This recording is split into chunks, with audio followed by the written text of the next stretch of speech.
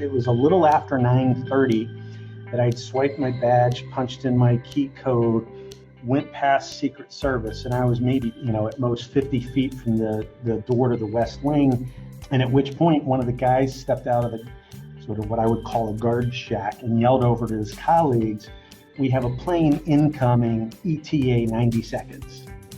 This is the Gies Download, a podcast from the University of Illinois' Gies College of Business. I'm your host, Tim Sinclair, and today's guest is Jeff Brown, Dean of the Gies College of Business. Dean Brown has been leading Gies since 2015 and has direct links to two of the most historically significant events of our generation. But to start there would be putting the cart before the horse. I grew up in Southwest Ohio, and I was only about 20 minutes away from Miami University, and literally every member of my family that had gone to college attended Miami. It's a great school, and that's where I went. After 4 years there, honestly wasn't real sure what I wanted to do, but took a job at Procter & Gamble in brand management, and ended up working on brands like, Scope and Vicks VapoRub and things like that. Learned more than I ever wanted to know about those products. At which point, after about 3 years of that, I decided that I really wanted to, I was interested in sort of public sector work. And so I went to Harvard to get a master's degree in public policy, and then consistent with me not exactly knowing what path I wanted to take, I got there and quickly discovered that all of the faculty with whom I was just completely enamored of what they were doing, they all had PhDs in economics, and I had been an economics undergrad. So I kind of shifted gears, and as soon as I completed at the Kennedy School, I just went a couple T stops away on the subway station in Boston, down to Kendall Square, and did my PhD in economics at MIT. So then when I left there, I actually got hired back to the Kennedy School and was on the faculty there when George W. Bush was elected president, and Glenn Hubbard, who went on to become the dean at Columbia Business School, he called me up and said that he was putting together his staff for the Council of Economic Advisors. Now, the Council of Economic Advisors has a really long history of, bipartisanship and really kind of being an internal think tank and that sort of thing. And I said, well, if I can work on Social Security reform, I'd love to come down. And I spent a year and a half doing that. And that was in 2001, 2002, at which point I came to Illinois as a professor in finance, and have had a really great couple of decades here, and became dean in 2015. So that's the long and the short of it. The more reading about you I do, the more I realize that apparently wherever you go, large historical events tend to happen. I don't think it's causal, but you never know. Let's go way back to the Berlin Wall. Sure. I saw a picture of you sitting on it pretty much as it was falling. Why were you there? Well, it was interesting. Yeah, sometimes I feel like I've had a little bit of a Forrest Gump experience here. In fall of 1989, I was a senior in college, and I spent that year studying in Luxembourg, and literally woke up one morning and had an econ exam that day, early in the morning. But what we saw all over the international papers was what was going on in Berlin, that people were protesting at the wall, that there was some discussion of opening up. The East German government was talking about suddenly allowing people to travel. So we had we were 21 years old. We had these Eurail passes that allowed you to hop on any train in Europe and go somewhere. So literally, as soon as that exam was over, 4 fellow students and I just hopped on trains and got to Berlin, and we arrived that evening. And just by happenstance, to be honest with you, decided to walk to the Brandenburg Gate, which really turned out to be sort of ground zero of where everything was. And, we got there and there was this huge crowd. We saw, Peter Jennings and all of these U.S. news anchors, and we're like, whoa, this is actually a pretty big deal. And so we just made our way up to the wall. We pretty much spent the whole night on the wall with people protesting and all of that. And at one point we were, I don't know if you want to call us brave or foolish, probably the latter. We actually jumped down into what was called no man's land, where all the East German soldiers were lined up. And that no man's land was the area between East and West, and between the walls where, a day before people would have been shot for trying to cross. And we stood face to face with the East German soldiers, and behind them was all this water cannons and artillery and the rest. And this was only 5-6 months after Tiananmen Square, so I mean we knew that things could go bad, but we were pretty caught up in the moment. And really, like I said, spent the whole night on the wall. The next day we went through Checkpoint Charlie, went over to East Germany. We came back to the West, and were there when the first part of the wall really literally fell. There was a section to the right of the Brandenburg Gates that people had been chipping at all night. They were shooting water cannons through it. And it was an amazing experience, truly amazing experience.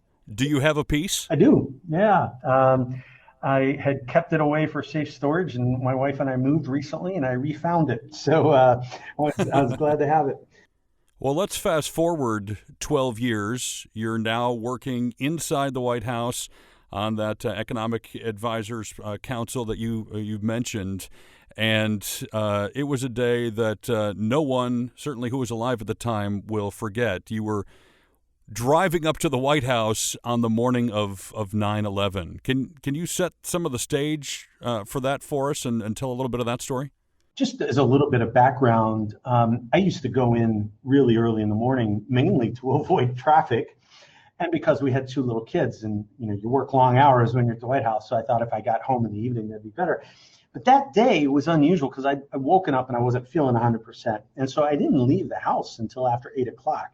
And if you know anything about Washington, D.C. traffic, it's bad at that time of day.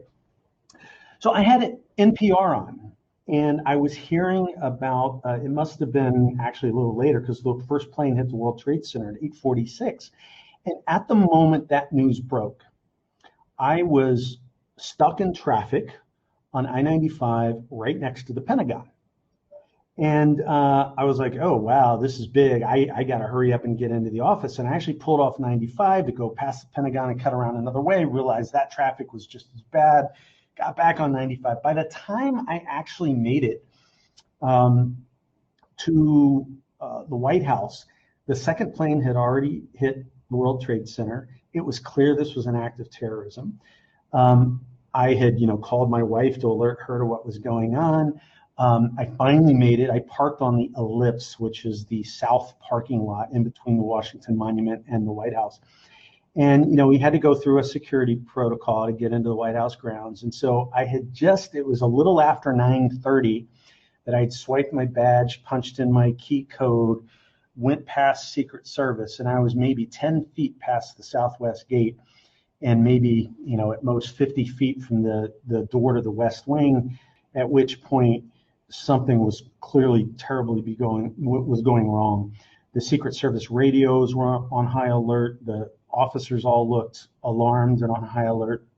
And at which point one of the guys stepped out of the sort of what I would call a guard shack and yelled over to his colleagues, "We have a plane incoming, ETA 90 seconds. And I knew what that meant. And so there was a brief moment of thinking that was the end, right? Thinking this plane was going to hit the White House and I'm standing by the West Wing. I mean, I'm dead. This is how it's going to end. And literally, it's hard to keep track of time. It's like time slows down. So I don't know exactly how long it was, but we're talking seconds.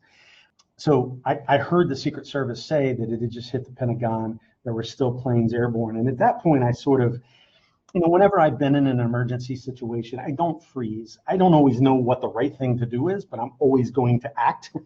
And so I just decided to run into the building because all I could think about was all my colleagues in there who might not know what was going on. So I run into the building. The meeting that was supposed to be going on wasn't going on. I start knocking on doors. I run into the CA chairman's office, and from his office, we could see the smoke across the Potomac at the Pentagon.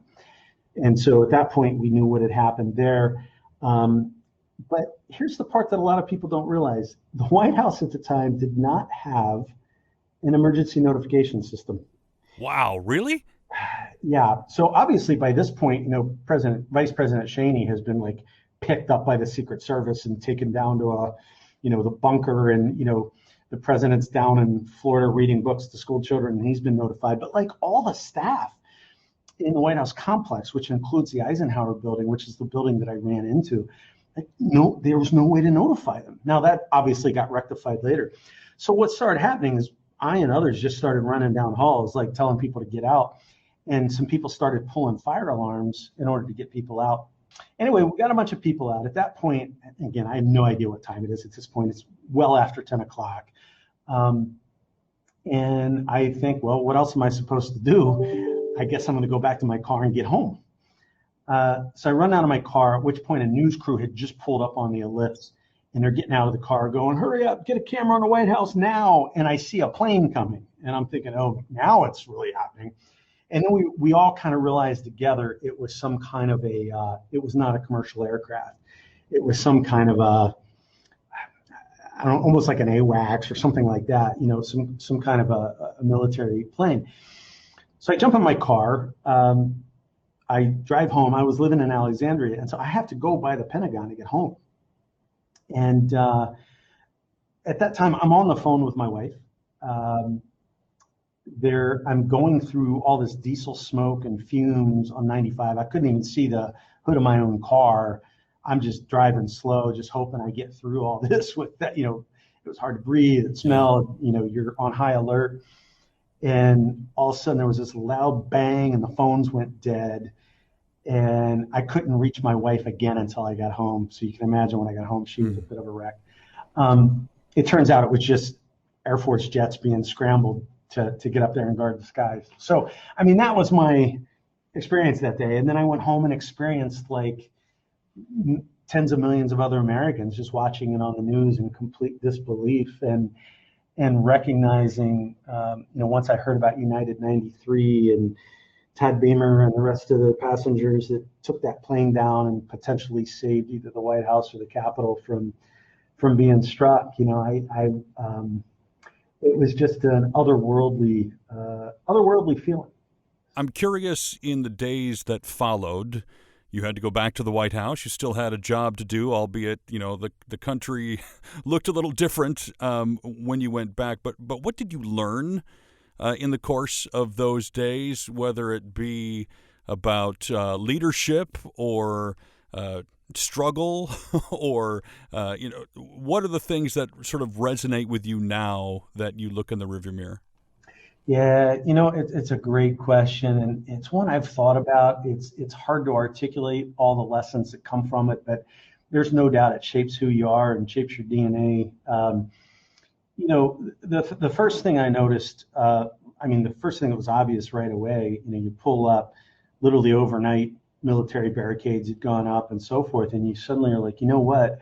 My whole life I've taken for granted the security and the peace and the freedoms that we have here in this country, and suddenly overnight, you've got military guards and police dogs, guarding the White House and guarding your place of work, and they're talking about moving you into a interior office because they're worried the exterior offices are subject to truck bombs, and so seeing how quickly we could pivot, but also kind of recognizing the fact that, wow, we took a lot for granted prior to that day, right?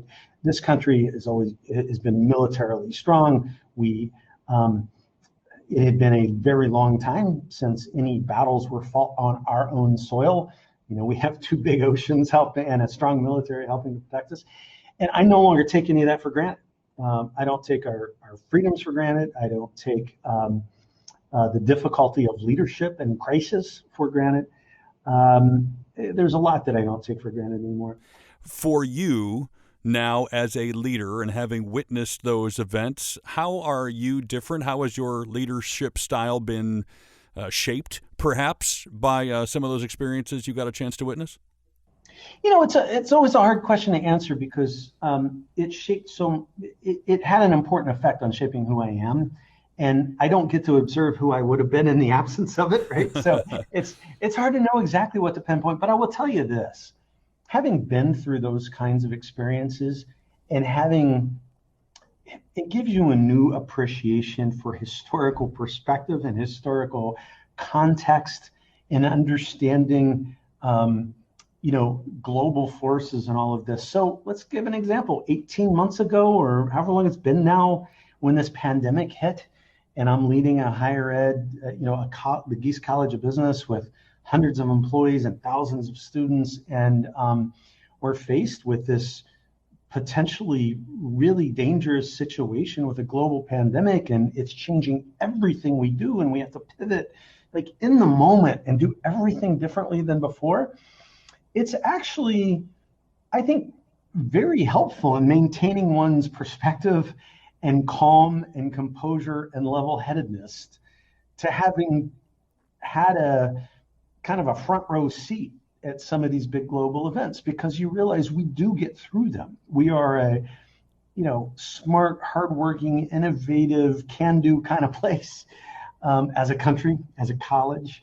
And I think it allows one to approach difficult situations with a certain degree of, hey, we got this, yeah, this is a big challenge.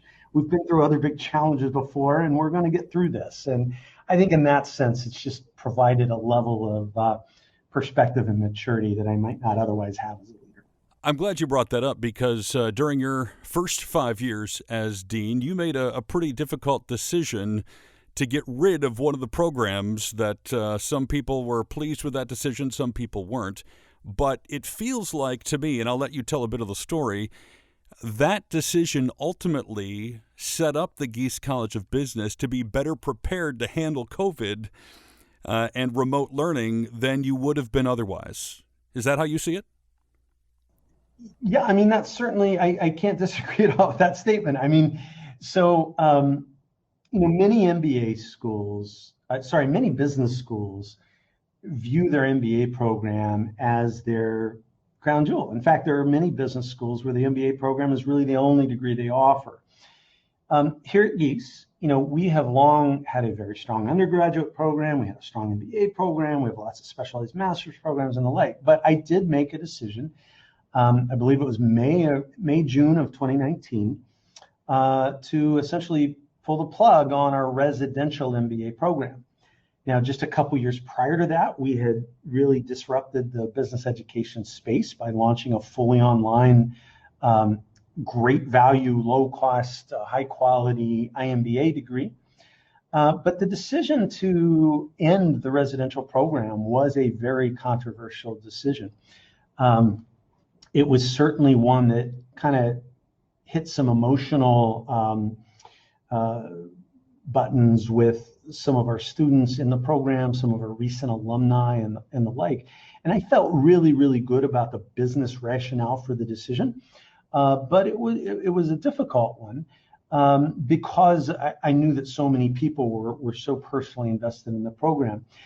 But a large part of there are a lot of reasons for it, but one of the things that enabled the decision was just back in 2016, we had launched this online degree program, and it was growing so incredibly well, and we were getting these really high quality students, and we saw the potential for really growing it. And so one of the reasons is we just wanted to focus our attention on this tremendous area of growth. And so we were investing in our e-learning team and faculty and teaching people how to teach online and all of this. And so you're right, it was about 9 months later when suddenly, with almost no notice, every university and school in the world had to switch to remote learning. We had this amazing team build up. We had a couple years of experience. We had faculty that were experienced at it. We knew what worked and what didn't work. And so we were able to pivot very, very quickly. And that turned out to be an unexpected, hugely positive benefit for us of having made that tough decision less than a year earlier. It reminds me a little bit of when the Netflix CEO split off the mailing DVDs to your door and was trying to push everybody to streaming, and they jacked up the price and you couldn't get them bundled anymore. And there was this big outcry over all these people who thought they were losing, everything that they loved, only to realize a few years later that that was a brilliant move and it actually set everyone up for success. So kudos for making the tough decision. 100%. We talk about the Blockbuster versus Netscape situation all the time. You don't hear about Blockbuster anymore. Netflix is all over the place. And, I always tell people that there's you can't control the circumstances around you. You can just make the best decisions you can with the information you have at the time and a willingness to make those tough decisions. And then sometimes external factors are going to come along and make that decision even better or sometimes less good. In this case, I would have never wished a pandemic on anybody, but it did certainly reinforce that in retrospect, it was a very good decision on our part. It wasn't too long ago that you sort of re-upped for another 5 years as dean there at Gies. Without giving too much away, I know you can't say everything, but what's your vision moving forward for the College of Business? Well, look, I'm very clear that we have no small dreams here. We want to be recognized as one of the best and most innovative business schools on the planet. Two things that we care deeply about. One is using our resources and our capabilities to expand access to the highest quality business education. We're doing that through online, we're doing that through scholarships and so forth at both undergrad and graduate level. We care deeply about that land grant mission of expanding access, and we're doing that. We've more than doubled our overall student population just in the last few years, and so we'll continue to focus on that. The other thing is we view ourselves as an innovation leader. So yes, we teach innovation, but we also practice it. And we practice it through new programs like the IMBA. We practice it through things like our new disruption lab that we launched in the middle of the pandemic to help think about ways that future technologies are going to come along and shape our industry as well as other business industries.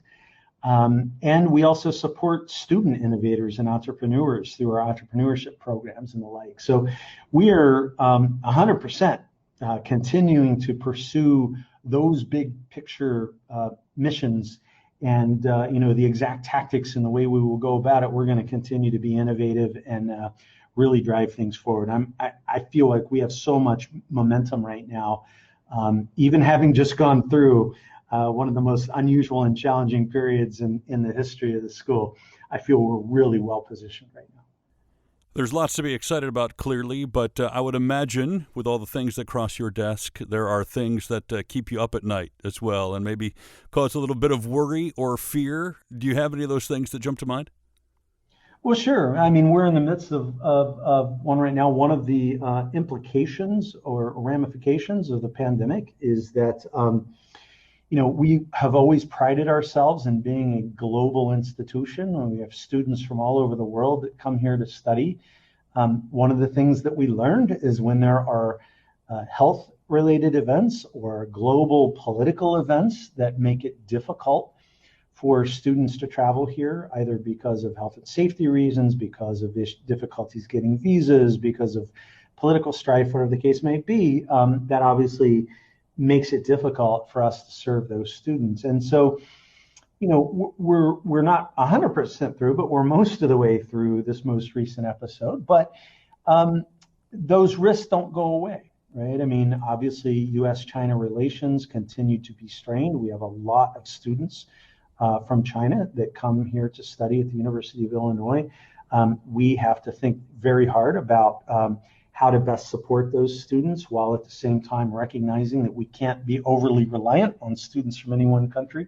So I think that, kind of diversifying our global footprint is really important. And then a second thing that I spend a lot of time thinking about, I wouldn't say I lose sleep over it. I just spend a lot of time thinking about it, in part because it's really fun, but also because it shows you can never rest on your laurels. We did something really disruptive and innovative when we went into this online degree business with stackable courses that stack into credentials and did it all at a very affordable price point. And we're continuing to innovate, but we recognize that there's a lot of really smart people out there at other schools, and they're trying to think about how to innovate too. And like any competitive market, you have to really constantly be scanning the horizon to see what new idea or new technology could come along that could suddenly displace us, right? And so there's no particular thing on the horizon right now that I look at and have a worry about, but it's a need to be constantly a little bit paranoid about that so you can be prepared to pivot and invest in order to make sure that you're not just relevant, but are leading a lot of that change. Do you have a moment so far as dean that you would say you're most proud of, thankful for, that sort of wells up inside you when you look back at your tenure? Well, there's a lot of great moments. I would have to say at the end of the day, though, it was October 26th of 2017 when the day that we announced the incredible gift by Larry and Beth Gies, $150 million gift, and the naming of our college in their honor. It wasn't just that. It was like, I tell people all the time, like, we got so many gifts in one. There was this huge financial contribution, investment in us from Larry and Beth, which enables us to do so much.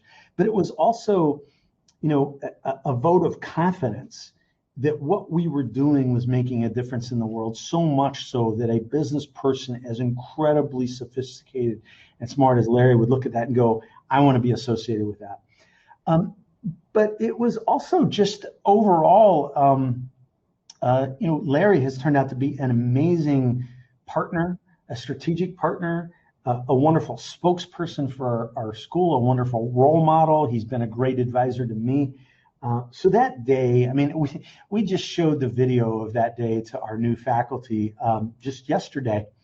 And, while I watched that video, I was just sitting there thinking, I never get tired of watching this. It was just such an amazing day in the life of this college. Well, this would have been a great place to end our interview, Jeff. I just have to get this question in. Tell me the coolest thing people don't know about Air Force One. So I had the privilege of flying on Air Force One several times.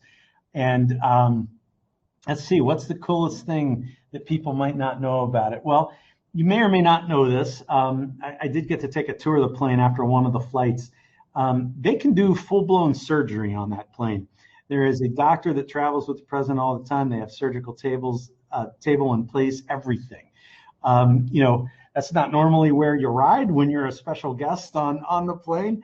But the other thing that was fun about it is in the little VIP section where I would get to sit as we're flying from one place to another, they have a phone next to every seat, and you can pick up the phone and call someone. And instead of them just answering, there's an Air Force officer who says, "This is Air Force One calling." And then, it's a pretty cool way to call your parents. Let me just sure. Or man, if you're dating at that point, that's when you make that phone call if you want to score some points. That's right. Well, fortunately, I was happily married at the time, so my wife was certainly on the list. Be sure to join us for the next Gies Download. In the meantime, you can learn more about Gies College of Business at giesbusiness.illinois.edu.